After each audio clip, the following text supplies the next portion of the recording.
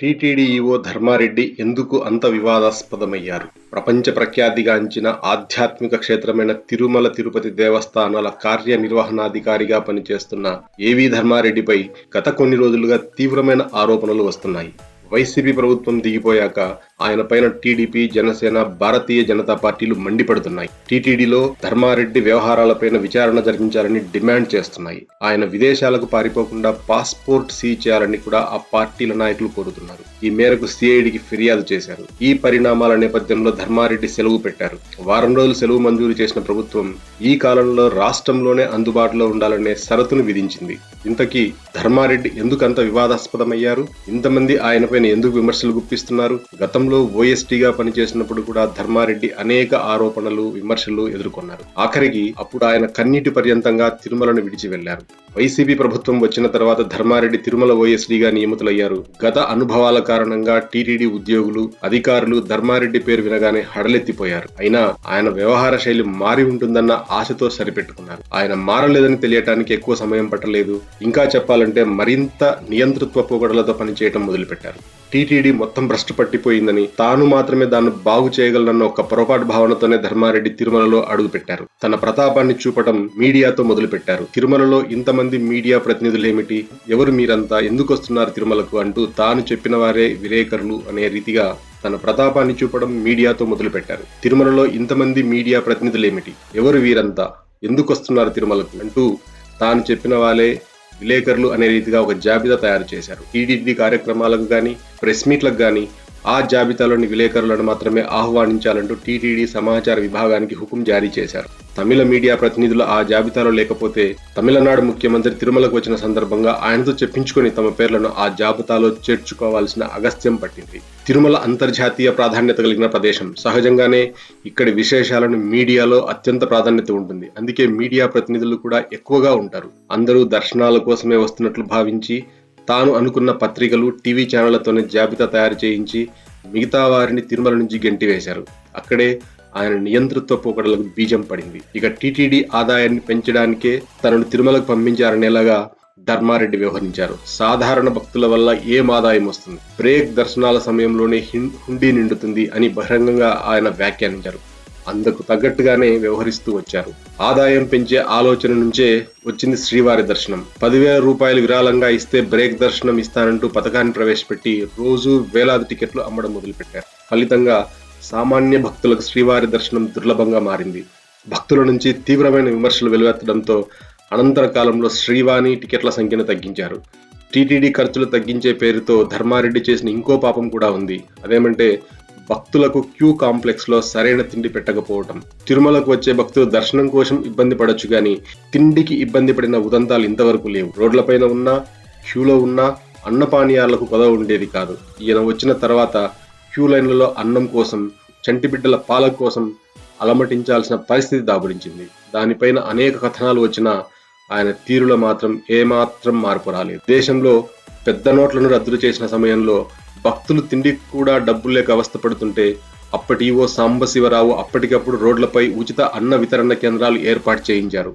దీంతో వెంగమాంబ అన్న ప్రసాద కేంద్రానికి వెళ్లాల్సిన అవసరం లేకుండానే ఎక్కడికక్కడ రోడ్ల మీద తిండి లభించే పరిస్థితి ఉండేది. ఇక క్యూ కాంప్లెక్స్ లోనైతే భక్తులు క్యూలో ఉన్నంతసేపు ఏదో ఒక ఆహారం అందించేవారు. ఆఖరికి చిన్నపిల్లలను దృష్టిలో ఉంచుకొని పాలు కూడా ఏర్పాటు చేశారు. వీటన్నింటికీ చెల్లు సీటీ రాసేశారు ధర్మారెడ్డి. దర్శనానంతరం బయటకు వచ్చే భక్తులు టీటీడీకి శాపనార్థాలను పెట్టేవారు. గంటల కొద్ది క్యూలో బంధించి అన్న పానీయాలు కూడా ఇవ్వకపోతే ఎలా అంటూ మండిపడేవారు. ఇవన్నీ పత్రికల్లోనూ, టీవీల్లోనూ వచ్చాయి. అయినా పట్టించుకునేది. ఎంత డబ్బులు మిగిలాయో లెక్కలేసుకున్నారు. ఆఖరికి భక్తులకు పెట్టే తిండి ఖర్చులు తగ్గించుకోవడం కోసం టోకెన్ లేకుండా కొండ ఎక్కనీయకుండా చేయడానికి ప్రయత్నించారు. ఇది వివాదాస్పదం కావడంతో విరమించుకున్నారు. ఇవి కాకుండా టీటీడీలోని లోపాలపైన విమర్శలు చేసేవారిపైన ఉక్కుపాదంతో విరుచుకుపడ్డారు. సదుద్దేశంతో భక్తులకు సదుపాయాలు కల్పించే దృష్టితో చేసిన విమర్శలను కూడా సహించలేక కేసులు పెట్టడానికి కూడా వెనుకాడలేదు. తిరుపతికి చెందిన ఓ శ్రీవారి భక్తుడిపై 3 కేసులు బనాయించారు. దుష్ప్రచారం చేసే వారిపై కేసులు పెట్టొచ్చు గానీ టీటీడీని ఎంతగానో ప్రేమించే వారిపైన కేసులు పెట్టడమే అభ్యంతరకరం. ఇది కాకుండా ఉద్యోగ కార్మికుల విషయంలోనూ కఠినంగా వ్యవహరించారు. ఆందోళన మాటెత్తితేనే ఆయన ఉడికిపోయారు. ఉద్యోగ సంఘాల నాయకులను సస్పెండ్ చేసేదాకా వెళ్లారు. అధికారులను, అర్చకులను ఏకవచనంతో మాట్లాడటం, బెదిరించటం వంటివి నిత్యకృత్యం అయ్యాయి. ఆ మధ్య ఓ ఉద్యోగి రైలు కింద పడి ఆత్మహత్య చేసుకున్నారు. దీనికి కారణం ధర్మారెడ్డి అనే ఆరోపణలున్నా ఎవరూ నోరెత్తలేకపోయారు. ధర్మారెడ్డి తాను సమర్థ అధికారినని తనకు తాను భావిస్తుంటారు. అయితే అత్యంత విఫల అధికారిగా భక్తులు ఆయన చూస్తున్నారు. ఆయన ఈవోగా వచ్చేకే తిరుమలలో కిలోమీటర్ల కొద్ది లైన్లు కనిపిస్తున్నాయి. ధర్మారెడ్డి ఈవోగా రాకమునుపు క్యూ లైన్లు బయటకు రావాల్సిన అవసరం లేని విధంగా దర్శన విధానాన్ని రూపొందించారు. పాత పద్ధతులను తీసేసిన ఫలితంగానే ఇప్పుడు శ్రీవారి ఆలయం నుంచి శిలాతోరణం దాకా క్యూ లైన్లు కనిపిస్తున్నాయి. పారిశుద్ధ్య విషయము అంతే అధ్వాన్నంగా తయారైందని భక్తులు పలుసార్లు విమర్శలు చేస్తూనే ఉన్నారు. ధర్మారెడ్డి తాను ఈవోగా రాకమునుపు ఎన్ని రోజులు క్యూ లైన్ల వైకుంఠం క్యూ కాంప్లెక్స్ దాటి బయటకు వచ్చాయో లెక్కలు తీశారా అంటే అది లేదు. భక్తుల అవస్థలకు ధర్మారెడ్డి పూర్తి బాధ్యత తీసుకోవాల్సి ఉంటుంది. బ్రేక్ దర్శనాల టికెట్ల జారీలో తానే రాజు తానే మంత్రిలాగా వ్యవహరించారు. ఈ విషయంలో అప్పటి అధికార పార్టీ నేతల పట్ల కూడా చాలా దురుసుగా ప్రవర్తించారన్న ఆరోపణలున్నాయి. మంత్రులు ఫోన్ చేసినా సమాధానం ఇవ్వకపోవటం, నిర్లక్ష్యంగా బదిలివ్వటం వంటివి అనేక పర్యాయాలు చోటు చేసుకున్నాయి. ధర్మారెడ్డి తీరుపై వైసీపీ నేతలు అప్పట్లో జగన్ కి ఫిర్యాదు కూడా చేశారు. తనకు నేరుగా ముఖ్యమంత్రితోనే సంబంధాలున్నాయన్న ధీమాతోనే ధర్మారెడ్డి ఇష్టారాజ్యంగా వ్యవహరించారన్న ఆరోపణలున్నాయి. అందుకే ఆయనపై ఇప్పుడు తీవ్ర స్థాయిలో దాడి జరుగుతున్న అయ్యో పాపం అనేవారు కరువయ్యారు. టీటీడీ విరాళాలు ఇచ్చే వారిలో సింహభాగం అన్నదానానికి ఇస్తారు. భక్తులకు అదొక సెంటిమెంట్. కానీ ధర్మారెడ్డి వచ్చాక విరాళాలను ఎస్వీబీసీకి మళ్లించారు. ఎవరైనా అన్నదానానికి విరాళాలు ఇవ్వాలని వస్తే వద్దు, ఎస్వీబీసీకి ఇవ్వండి అంటూ అటువైపు మళ్లించారనే బలమైన ఆరోపణలు కూడా వినిపిస్తున్నాయి. ఎస్వీబీసీకి ఇవ్వటం వేరు, అన్నదానానికి విరాళాలు ఇవ్వటం వేరు. అయినా విధిలేక ధర్మారెడ్డి చెప్పినట్లు విరాళాలు ఇచ్చారు. ఎస్వీబీసీని తాను ఉద్ధరించారని చెప్పుకోవడానికి ధర్మారెడ్డి అలా చేశారు. ధర్మారెడ్డి ఉన్న కాలంలో అన్నదానానికి ఏ స్థాయిలో విరాళాలు తగ్గిపోయాయో లెక్కలు చూస్తే అందరికీ స్పష్టంగా అర్థమవుతుంది. ఎస్వీబీసీని కూడా ఆయన దుర్వినియోగం చేశారు. లైవ్ లో తానే ప్రవచనాలు, సందేశాలు ఇవ్వటం మొదలుపెట్టారు. ఇందుకు ఆయనకున్న అర్హత ఏమిటో ఆ భగవంతుడికే తెలియాలి. తిరుమలకు ఎవరూ రాకూడదని భావించే ఆయన తన విషయంలో మాత్రం అన్నీ తనకే కావాలనే రీతిగా వ్యవహరించారు. మొదట్లో తిరుమల ఓఎస్డీగా వచ్చారు. ఆ పదం ఆయనకు నచ్చలేదు. దానికి బదులుగా ఆయన అదనపు ఈవోగా హోదా మార్చుకున్నారు.